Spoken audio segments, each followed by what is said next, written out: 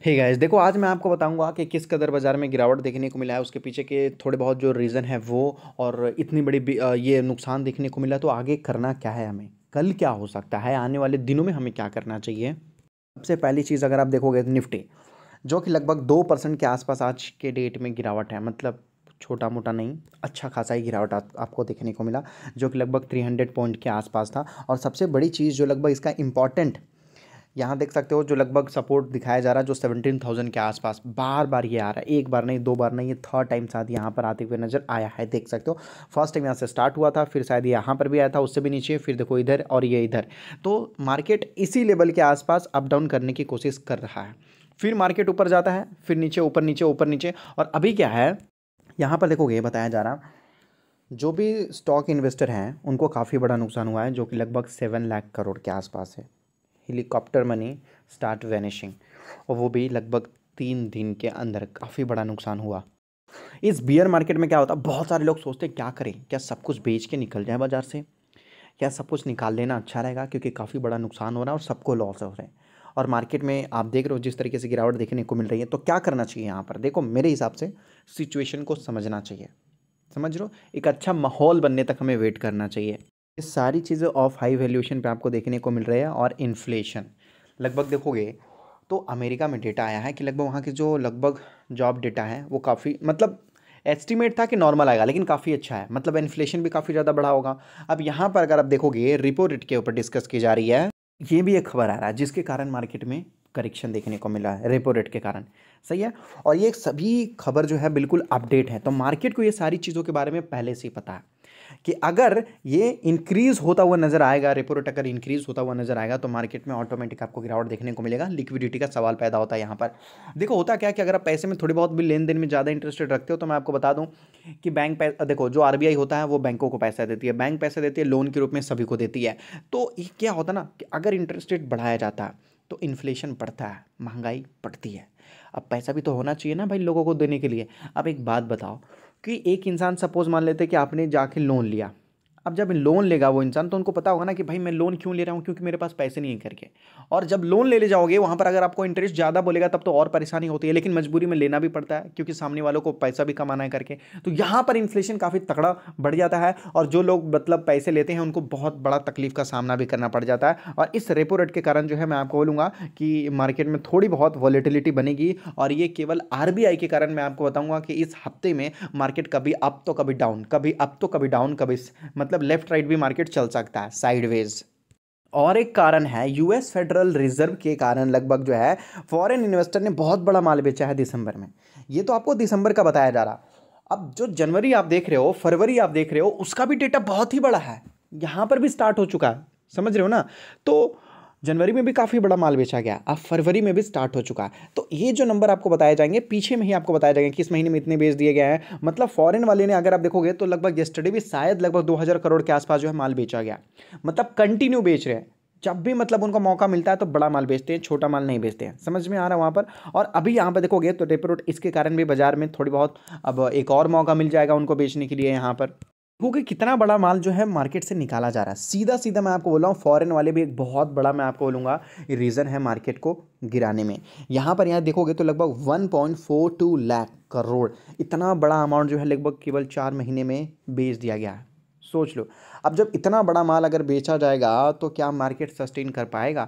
हमें मार्केट में देखो, मार्केट में जब पैसे आते हैं तो मार्केट ऊपर जाता है। आपने देखा होगा 1992 जो स्कीम था ना, उसमें क्या होता था कि किसी स्टॉक्स में बहुत ज़्यादा पैसा डाल दिया जाता था, बहुत ज़्यादा पैसा डाल दिया जाता था, वो शेयर का प्राइस ऊपर जाना स्टार्ट कर देता था, सब बेच देते थे। ऊपर में क्या होता था कि स्टॉक का प्राइस नीचे गिरना स्टार्ट कर देता था। मतलब जितना पैसा डालोगे स्टॉक उतना भागेगा। एक कंपनी की बात की जा रही है, तो छोटे मोटे लोग तो डाल नहीं सकते, उनको तो भाई बहुत बड़ा ये चाहिए होता है। तो अब ये होता है स्टॉक मार्केट की बात होती है, तो स्टॉक मार्केट में बड़े बड़े लोग आते हैं, तो बड़े बड़े लोग जब थोड़ा थोड़ा थोड़ा थोड़ा कर करके सभी लोग, मान लें आपने 100 रुपये डाला, किसी ने 500 डाला, किसी ने 1,000, 2,000, 5 लाख, 10, 20, 50 लाख, करोड़ों रुपए डाल दिए मार्केट में। अब मार्केट को मजा आ रहा है कि भाई बहुत ज्यादा पैसा आया है मेरे पास, तो मार्केट खुशी खुशी ऊपर जाएगा, समझ लो। लेकिन जब मार्केट से वही पैसा निकाला जाएगा, मार्केट में बेचा जाएगा, तो मार्केट ऑटोमेटिक गिरना स्टार्ट कर देता है। तो ये इतना बड़ा अमाउंट का सेलिंग प्रेशर है मार्केट में, और अभी भी कंटिन्यू है। जनवरी में भी बहुत बड़े आंकड़े देखने को मिले हैं, फरवरी का स्टार्ट हो चुका है। और बेच तो ऐसे रहे हैं जैसे कि लगभग इनको बहुत बड़ा मौका मिला है यहाँ पर प्रॉफिट बुकिंग करने का। पिछले 5 सालों में जो इन्होंने नहीं किया वो लगभग आज कर रहे हैं, मतलब ये एक हिस्ट्री बनाकर ही रहेंगे यहाँ पर। और इनको देखो, कभी यूएस से मौका मिल जाता है इनको, तो कभी मान लीजिए कि इंडियन मार्केट से भी मौका मिल जाता है, बस ये अपना प्रॉफिट लेकर निकल जा रहे हैं यहाँ पर, है कि नहीं। तो इसके वजह से आप देख सकते हो लगभग जितना इन्होंने पिछले 5 सालों में नहीं किया जो काम, वो काम लगभग ये केवल 4 महीने में कर दिए। सोच लो, तो ये जो रिकॉर्ड है यहाँ पर जो पैसा निकाला जा रहा है मार्केट में, तो इसके वजह से फॉरेन पोर्टफोलियो इन्वेस्टर हो गया और भी फॉरेन इन्वेस्टर वगैरह हो गए, वो सभी लोगों को ज़्यादा पैसा निकाला जा रहा है सभी लोग की तरफ से, और इन्फ्लेशन भी बढ़ता जा रहा है, पैसा भी निकालता जा रहा है। अब देखो क्रिप्टो करेंसी में भी काफ़ी बड़ा गिरावट देखने को मिला। मैं आपको बोलूँगा ये जो क्रिप्टो करेंसी है ना, बिटकॉइन, ये भी कम नहीं है, इसमें भी काफ़ी अच्छा गिरावट हुआ है। मतलब बोल सकते हैं कि कुछ ऐसे मार्केट हैं जहाँ पर बहुत ज़्यादा जो है लगभग करेक्शन देखने को मिल रहा है यहाँ पर। पिछले 5 सालों में देखोगे तो निफ्टी ने कुछ अच्छा परफॉर्म नहीं किया, केवल नॉर्मल है। 5 सालों में केवल 95% का इसने जो है रिटर्न दिया है यहाँ पर, 95%। और इसी वजह से निफ्टी 50 वाले बहुत ऐसे स्टॉक हैं जिनमें लगभग आपको गिरावट देखने को मिला है। ये निफ्टी 50 वाले हैं जिसमें 42 स्टॉक्स में गिरावट देखने को मिला है। केवल 8 ही ऐसे स्टॉक हैं जिसमें लगभग आपको पॉजिटिव साइन देखने को मिला है। बहुत बड़ी तो तेजी नहीं है, लेकिन हाँ केवल पॉजिटिव साइन है। क्या है? केवल पॉजिटिव साइन है।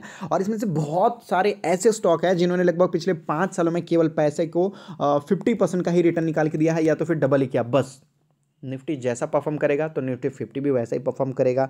सही है। कोल इंडिया की बात मत कीजिएगा, यहाँ पर मैं आपको बोलूँगा इसका नाम ही लेना, यहाँ पर थोड़ा इग्नोर करना है। एनटीपीसी अगर आप देख सकते हो तो एचडीएफसी लाइफ वगैरह देख लीजिए, ये एलएनटी देख लो, एचडीएफसी बैंक वगैरह भी देख लो, एसबीआई लाइफ भी देख लो। हाँ, बजाज चलेगा। देखो मैंने आपको क्या बोला, कुछ ही स्टॉक हैं, चुनिंदे स्टॉक है। बाकी सारे स्टॉक से मैं आपको बता दूं कि निफ्टी 50 में, मतलब मैं आपको बता दूं निफ्टी 50 में केवल 5 या 10 ही ऐसे स्टॉक हैं जो लगभग चल रहे हैं। बाकी यहाँ पर जो 40 स्टॉक हैं वो कुछ खास नहीं है, नॉर्मल है, एकदम बिल्कुल नॉर्मल है। मैं ये नहीं बोलूँगा गलत है, फालतू है, बेकार है, नहीं, नॉर्मल है, नॉर्मल है। समझ रहे हो? रिटर्न तो दे रहे हैं लेकिन नॉर्मल रिटर्न दे रहा। मतलब बैंक अगर आपको 1 साल में 5% देगा तो ये आपको 1 साल में 10% देंगे, बस इतना ही फर्क है यहाँ पर। तो क्या गिरते बाजार में पैसा नहीं बन सकता? क्या हम इस बाजार में क्या करें, चुपचाप बैठे रहे, या फिर क्या क्या कर सकते हैं इस बाजार में? देखो मैं आपको बोलूँगा कि बारिश भी होती है तो भी तकलीफ है कि नहीं है? ज़्यादा गर्मी होती है तो भी तकलीफ है कि नहीं है? तो देखो मैं आपको बोलूँगा कि ज़्यादा ठंडी होती है तो भी तकलीफ है। तो मैं आपको बोलूँगा तकलीफ तो हर टाइम है, लेकिन फिर भी उसी मौसम में बहुत सारे ऐसे भी बिजनेस हैं जो काफ़ी अच्छा परफॉर्म करते हैं, है कि नहीं? कोविड था तो भी बहुत ज़्यादा तकलीफ था, लेकिन कोविड के कारण बहुत सारे बिजनेस ने लगभग बहुत बड़े बड़े बेनिफिट उठाए हैं, बहुत बड़ा बड़ा बेनिफिट किए हैं, और लगभग कई गुना अपना वेल्थ को उन्होंने मैक्सिमाइज किया। तो मैं आपको बोलूँगा मौसम कैसा भी हो, सिचुएशन कैसा भी हो, बस मैं आपको बोलूँगा कि पॉजिटिव माहौल में ढलना सीखो, पैसा हर वक्त बनेगा। अभी जैसे एक एग्जांपल दिखाता हूँ मैं आपको। अभी देखिएगा एफएल इंडिया, सही है, बड़ी कंपनी तो नहीं है लेकिन छोटी कंपनी है, लेकिन इतनी भी छोटी कंपनी नहीं कि पैसा ना दे। इसका क्वार्टर रिजल्ट आया था, बहुत ही अच्छा, दामदार और पॉजिटिव था। हालांकि मैंने इसके ऊपर कई सारे पहले बता रखे हैं, हालांकि मैंने आपको पोर्टफोलियो भी दिखा रखा है कि 3-4 लाख का बेनिफिट है वहाँ पर भी मैंने आपको दिखा रखा था। सही है। तो अभी रिजल्ट आने से कुछ दिन पहले खरीद के और किस कदर प्रॉफिट किया गया है वो भी मैं आपको दिखाऊंगा यहाँ पर। सही है। अभी देखोगे तो लगभग पिछले 1 महीने में इसका हाल देखो, बिल्कुल गिरा हुआ स्टॉक है।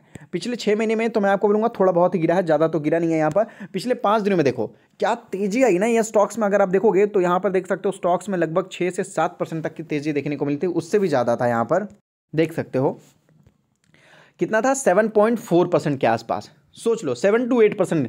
यहाँ पर देखो 5 दिन में जो गिरावट देखने को मिला था ना, केवल एक ही दिन चाहिए इस कंपनी को रिकवर करने के लिए। तो इसलिए बोलता हूँ कुछ ऐसे स्टॉक हैं, गिरावट है, वेलकम कीजिए, क्योंकि जब वो बाउंस बैक मारना स्टार्ट करेगा ना तो पूछेगा नहीं और पीछे नहीं देखेगा कि कितने दिन में कितनी गिरावट किए हैं और कितना बड़ा रिटर्न निकाल के दिया है। और एक ही दिन में अगर आप देखोगे तो कंपनी ने काफ़ी अच्छा रिटर्न भी दिया है।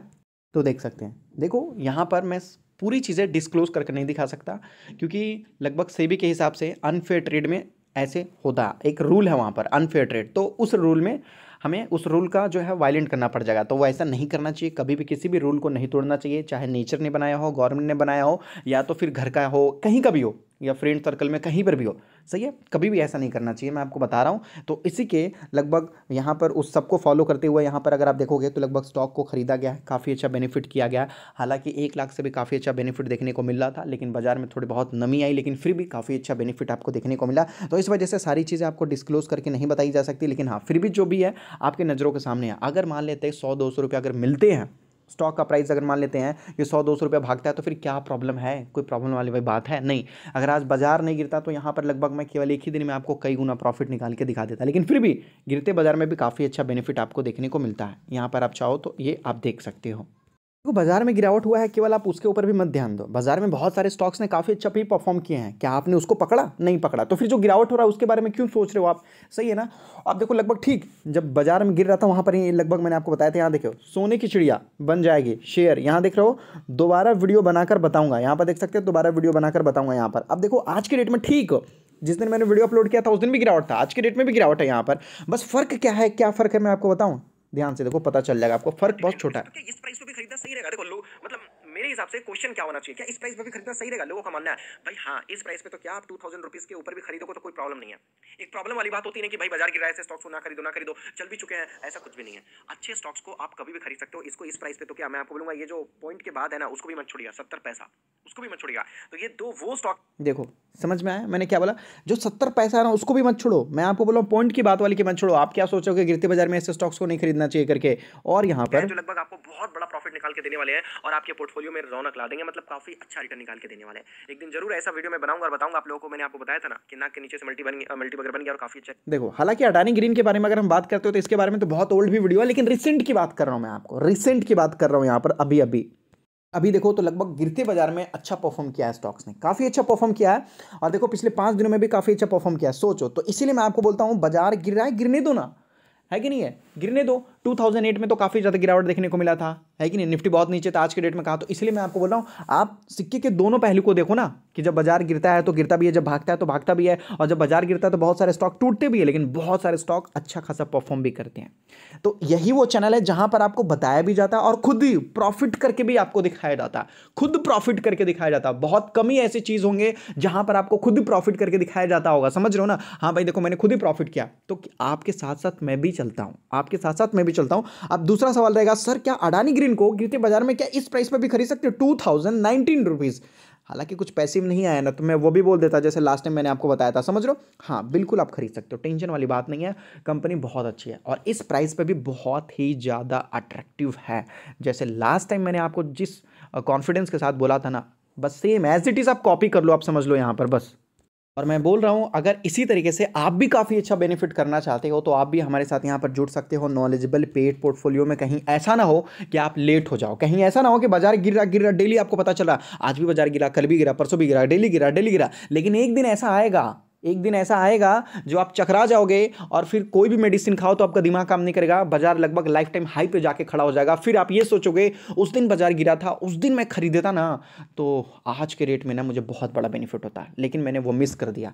तो हर बार मिस करना नहीं है, कभी कुछ लर्निंग भी लेना है, समझ रहे हो। तो मैं आपको बोल रहा हूँ बाजार गिर रहा है, इससे ज़्यादा खुशखबरी मैं आपको दे ही नहीं सकता, सच बोल रहा हूं, इससे ज़्यादा खुशखबरी मैं दे ही नहीं सकता कि बाजार में गिरावट देखने को मिल रहा है। यही वो मौका है जहां पर पैसा बनता है, याद रखो, यही वो मौका है जहां पर पैसा बनता है। जो स्टॉक 50% गिर जाते हैं वो स्टॉक दुगना रिटर्न निकाल के देते हैं, और जो स्टॉक 100% गिर जाते हैं ऐसा तो होता नहीं है, लेकिन फिर भी मैं आपको बता देता हूं। देखो गिरावट का बेनिफिट क्या होता है, समझो, दिमाग लगाओ यहां पर। अगर कोई 100 रुपए का स्टॉक है, 50 रुपए आ गया गिर के, क्या हुआ पता है?